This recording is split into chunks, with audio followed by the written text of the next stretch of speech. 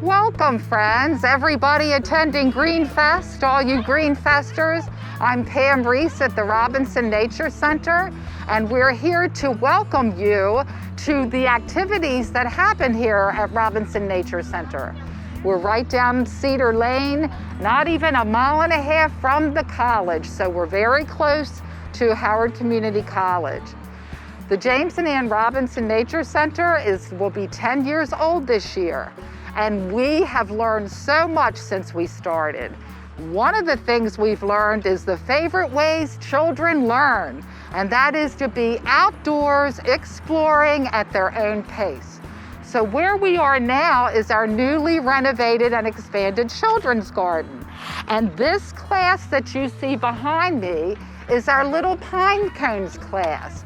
It's 4 and 5-year-olds that come 2 days a week, and they have it on Tuesday and Thursday and Wednesday and Friday. And they will come and they'll have their playtime and social time and orientation time.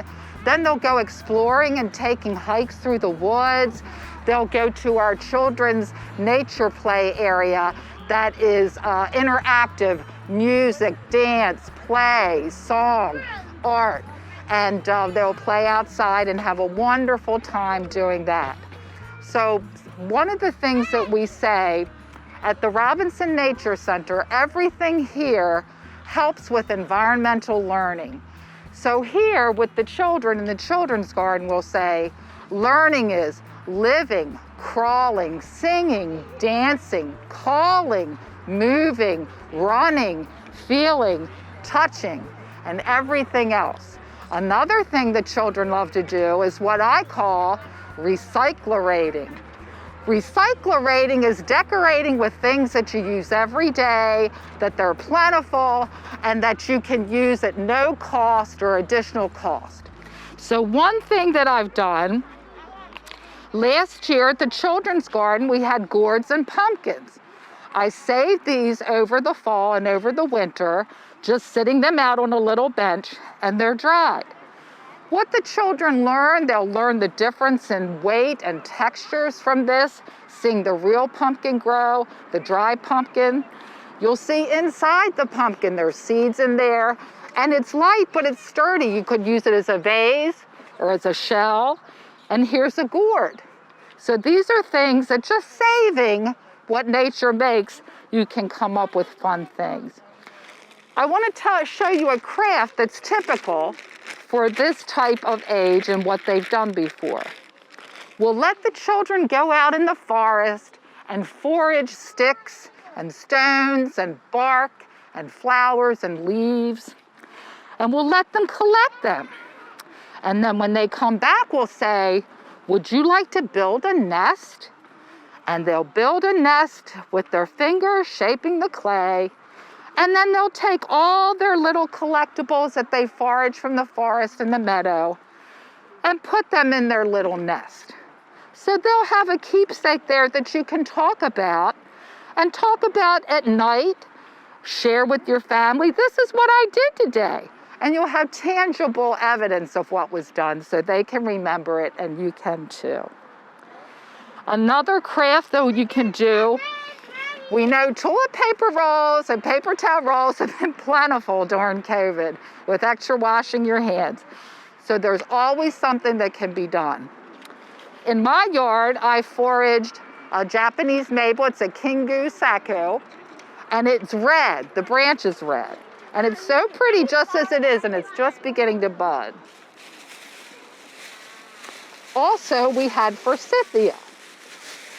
So just taking things that are out in nature, you can take a toilet paper roll, little paint, it can be finger paint, however you want your children to paint. There's also crayon paint.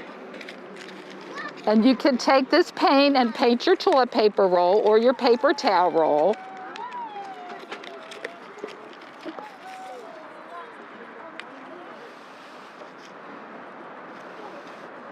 And you can just paint it a real pretty, vibrant color. You can let them use more than one color. And then when their toilet paper roll is all painted, they can use their fingers, finger paint, brushes, however you want them. They can roll it. They can use these crayons to color it on. When they're done and it's dried, just take a plastic bag, and we'll use this one. And then I just have like a little stone here. You can put a little stone in.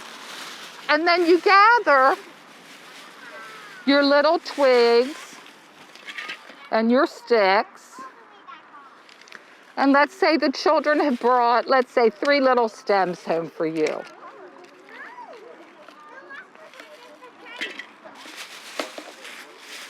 You just would put the stems.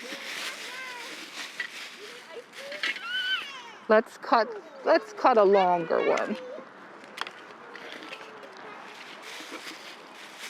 You put your stone in the bag with a little bit of water in the very bottom. And let the children put the sticks or whatever the pretty flowers or branches are that they've gathered. And just put it down in your paper towel roll.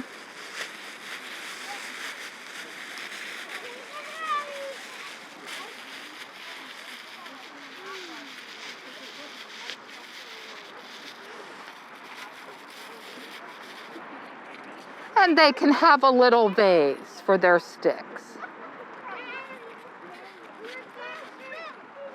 So you can see how very easily you can take what you have at home that doesn't cost any money, what you have outdoors, and have something very nice from nature that you and your children can remember.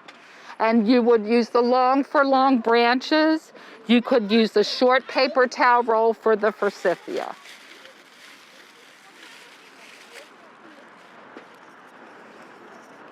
And that would be an example of your forest foraging, and then at the end of the day, flower vase to take home or make. And if you put the rock in it, put a little weight in the bottom, they should stand up. So what we want everybody to know is that when the children come, they learn at their own pace. They're attracted to what interests them, and whatever they find that interests them, we want to expand that. So they'll develop their own interest, so they'll explore more and be more comfortable in the forest and in their relationship with the outdoors. So our little pine cones, we have volunteers that help us. We have our teachers, certified teachers, our environmental educators, and Kelly Vogelpool is the lead of this class and of this program. So we hope that if you have children that are interested in the outdoors, you'll explore and look into the program. And if you want to bring your children and just to look at our outdoor children's garden to see what's growing, you'll see different things happening. It changes. You'll see tall sunflowers in the middle of the summer. So please come visit the children's garden. Welcome to Robinson's Green Roof. This is an area that has been worked with volunteers who have planted the bulbs on our roof with native plantings. And the reason it's important is it insulates the building. It helps us with our energy, but also it provides habitat and food for wildlife. The interesting thing about Robinson's green roof is it is accessible.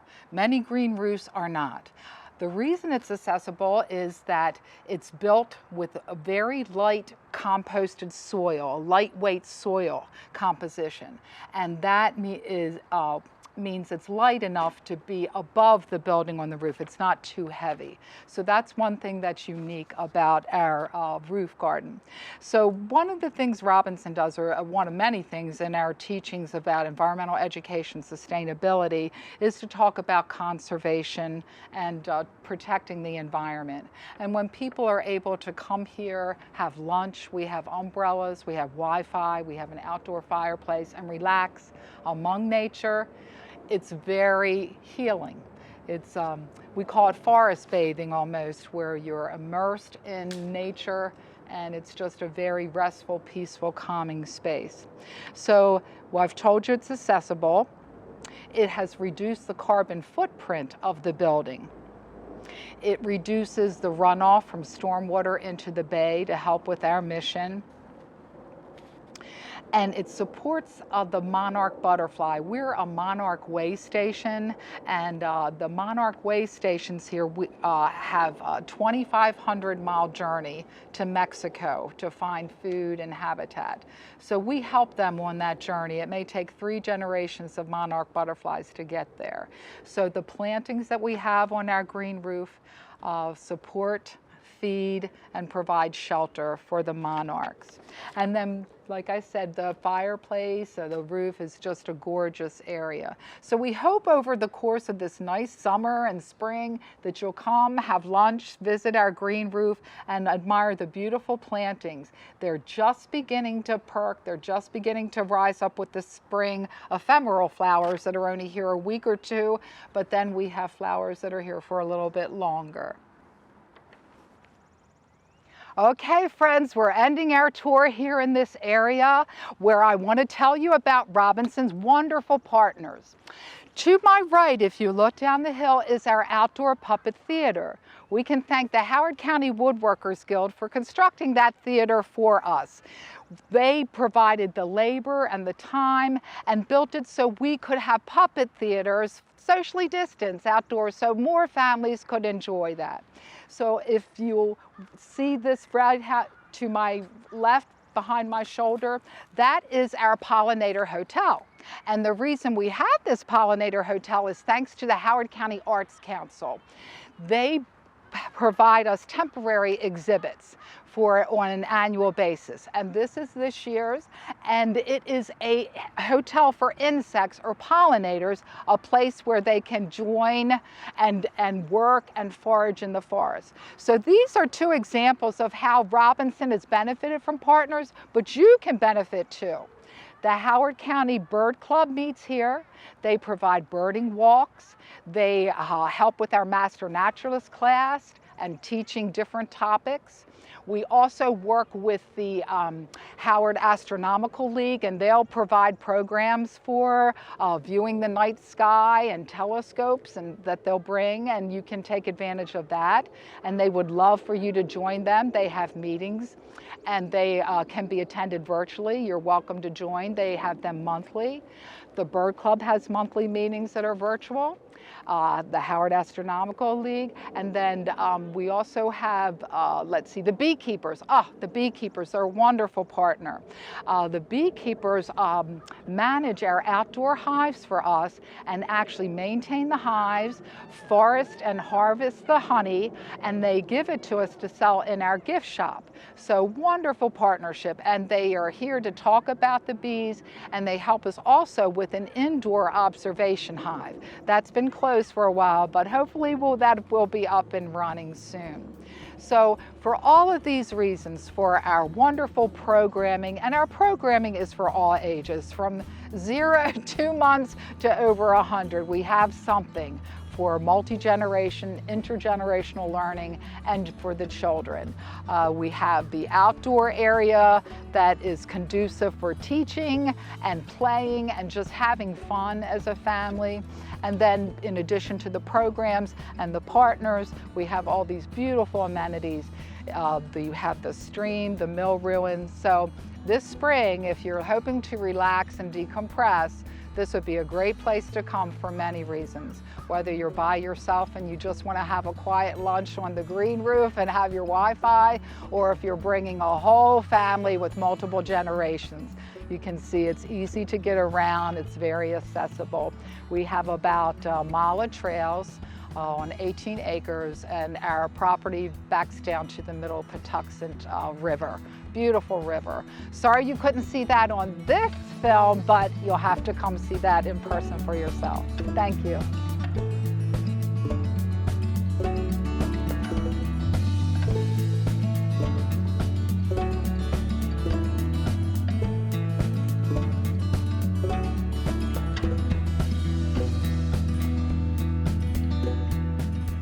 We hope to see you soon. The wildlife's waiting for you.